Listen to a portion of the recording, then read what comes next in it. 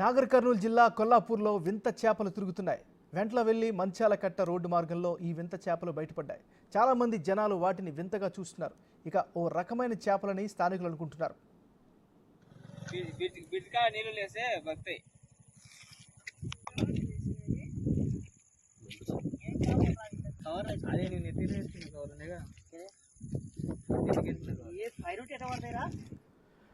గత 2 రోజులుగా తెలంగాణ వ్యాప్తంగా భారీ వర్షాలు పడుతున్నాయి. నాగర్ కర్నూలు జిల్లాలో కూడా భారీ వర్షాలు పడుతున్నాయి. దీంతో పలు గ్రామాల్లో వాగులు, వంకలు పొంగి పొర్లుతున్నాయి.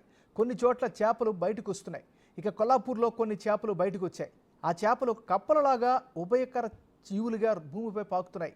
ఆ చేపలను చూసేందుకు అక్కడ జనం ఆసక్తి చూపుతున్నారు.